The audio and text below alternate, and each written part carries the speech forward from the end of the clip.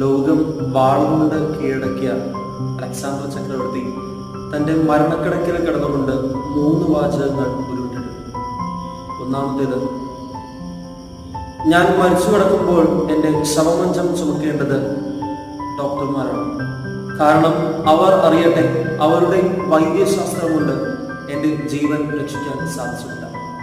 രണ്ടാമത്തെ കാര്യം, എൻ്റെ ശവമഞ്ചം ചുമന്നുകൊണ്ട് പോകുമ്പോൾ അതിൻ്റെ മുൻവശത്ത് എൻ്റെ സമ്പത്ത്, എൻ്റെ കാശ് വാരി വിതറുക. ലോകമറിയട്ടെ, ഈ സമ്പത്തിനും എന്നെ രക്ഷിക്കാൻ സാധിച്ചിട്ടില്ല. മൂന്നാമത്തെ കാര്യം, ഞാൻ മരിച്ചു കിടക്കുമ്പോൾ എൻ്റെ 2 കരങ്ങളും ശവമഞ്ചത്തിന് പുറത്തേക്കിടുക. ലോകം കീഴടക്കിയെന്ന് അഹങ്കരിച്ചിരുന്ന ഞാൻ ഈ ലോകത്തിൽ നിന്ന് പോകുമ്പോൾ ഒന്നും തന്നെ കൊണ്ടുപോകില്ല. മത്തായിയുടെ സുവിശേഷത്തിൽ ഇപ്രകാരം ഒരു വാചകമുണ്ട്: ഭൂമിയിൽ നിക്ഷേപങ്ങൾ സൂക്ഷിച്ചു വയ്ക്കരുത്, അത് തുരുമ്പും കീടങ്ങളും നശിപ്പിക്കും.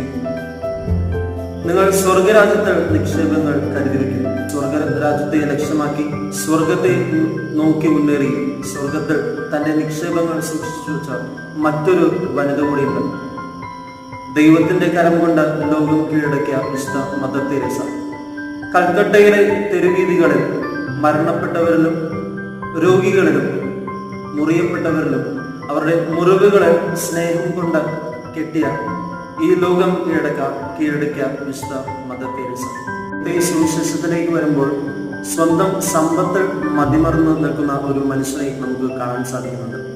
ധനികനായ ഭൂഷൺ ധാന്യവും ധനവും തന്ന ദൈവത്തെ മറന്നുകൊണ്ട് ധാന്യത്തിലും ധനത്തിലും മതിമറന്നു ജീവിക്കുന്ന ഒരു മനുഷ്യൻ.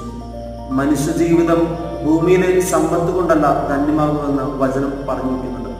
ആയതിനാൽ നമുക്ക് നമ്മുടെയൊക്കെ ജീവിതത്തെ സ്വർഗത്തിലേക്ക് നോക്കി മുന്നേറാം. സ്വർഗത്തിലെ നമ്മുടെ അക്കൗണ്ടുകളിൽ സമ്പാദ്യം ശേഖരിക്കാം.